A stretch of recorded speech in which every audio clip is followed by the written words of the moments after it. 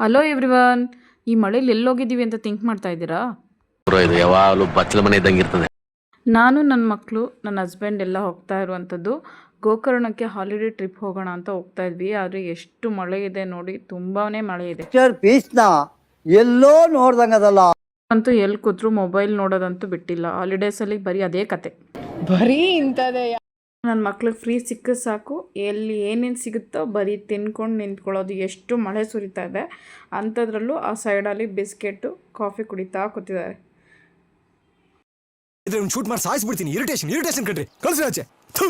ನೀವು ನೋಡ್ತಾ ಇರ್ಬೋದು, ಗೋಕರ್ಣ, ಮುರುಡೇಶ್ವರ, ಹೊನ್ನಾವರ ಆ ಕಡೆ ಪ್ಲೇಸಲ್ಲೆಲ್ಲ ತುಂಬ ಕಾಡು, ತುಂಬ ಚೆನ್ನಾಗಿದೆ ನೋಡೋದಕ್ಕೂ ಕೂಡ.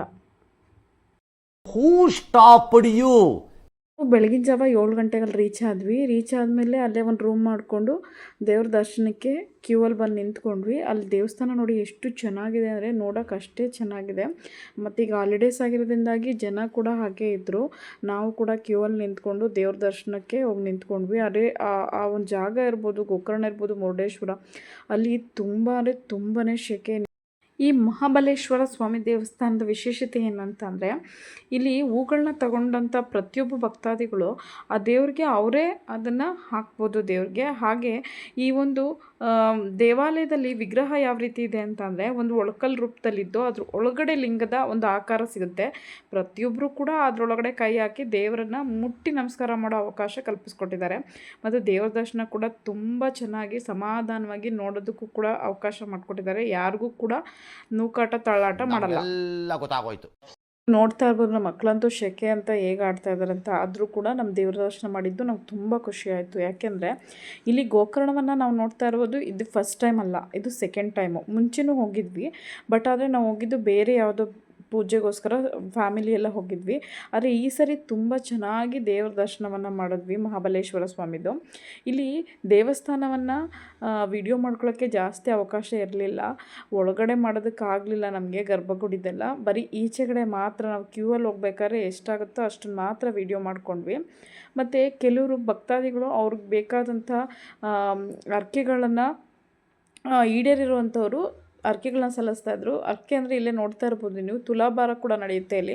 ಅಂದರೆ ಅವ್ರ ಬೇಡಿಕೆಗಳು ಈಡೇರಿದಾಗ ಅವರ ಒಂದು ತೂಕಕ್ಕೆ ಅನುಗುಣವಾಗಿ ಅಕ್ಕಿ, ಬೆಲ್ಲ ಇವುಗಳೆಲ್ಲವನ್ನು ಕೊಡುವಂಥದ್ದನ್ನು ಇಲ್ಲಿ ಮಾಡ್ತಾಯಿದ್ರು. ತುಂಬ ಚೆನ್ನಾಗಿದೆ ದೇವಸ್ಥಾನ ಕೂಡ.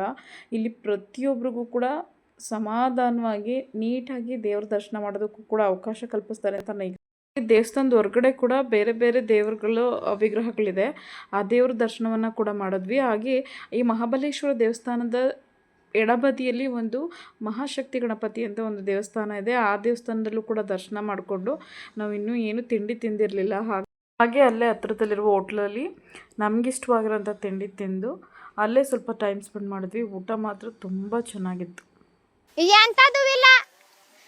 ಬಿಸಿ ರಾಗಿ ಇಟ್ಟು ದೇವಸ್ಥಾನದ ಹತ್ರನೇ ಒಂದು ಬೀಚ್ ಕೂಡ ಇದೆ.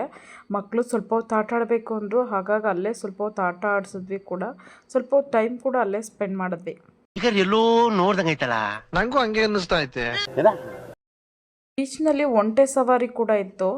ಮಕ್ಳಿಗಂತೂ ಸಮುದ್ರಕ್ಕೆ ಕರ್ಕೊಂಡೋಗಿದ್ವಿ, ಏನೋ ಸಿಕ್ತಾಗ್ಬಿಡ್ತು. ತುಂಬ ಹೊತ್ತು ಅಲ್ಲೇ ಆಟ ಆಡೋದು, ಕಪ್ಪೆಗುಡ್ ಕಟ್ಟೋದು, ನೀರಲ್ಲಿ ತುಂಬ ಹೊತ್ತು ಆಟ ಆಡಿದ್ರು. ನಾವು ಕೂಡ ಸ್ವಲ್ಪ ಹೊತ್ತು ಆಟ ಆಡಲಿ ಅಂತಲೇ ಬಿಟ್ವಿ. ಯಾಕೆಂದರೆ ಸಮ್ಮರ್ ಹಾಲಿಡೇಸಿಗೆ ಎಲ್ಲೂ ಕರ್ಕೊಂಡು ಹೋಗಿರ್ಲಿಲ್ವಲ್ಲ. ಸೊ ಅವರು ಸ್ವಲ್ಪ ಹೊತ್ತು ಆಟ ಆಡಲಿ, ಅವ್ರಿಗೂ ಒಂದು ಸ್ವಲ್ಪ ಖುಷಿ ಸಿಗಲಿ ಅಂತ ಅವ್ರ ಜೊತೆ ನಾವು ಸ್ವಲ್ಪ ಹೊತ್ತು ಆಟ ಆಡಿ ಟೈಮ್ ಸ್ಪೆಂಡ್ ಮಾಡಿದ್ವಿ. ಮತ್ತು ಏನು ಅಂತ ಅಂದರೆ ತುಂಬಾ ಬಿಸಿಲು, ಎಷ್ಟು ಬಿಸಿಲು ಅಂತ ಅಂದರೆ ನೋಡಿ, ವಿಡಿಯೋ ಕೂಡ ಅಷ್ಟೇ ಬ್ರೈಟಾಗಿ ಕಾಣಿಸ್ತಾ ಇದೆ. ಅಷ್ಟು ಮಕ್ಕಳಂತೂ ಆ ಬೀಚಲ್ಲಿ ಏನಿಲ್ಲ ಅಂದರೆ 2 hours ಆಟ ಆಡಿದ್ದಾರೆ, ಅಷ್ಟು ಎಂಜಾಯ್ ಮಾಡಿದ್ದಾರೆ ಅಷ್ಟೇ.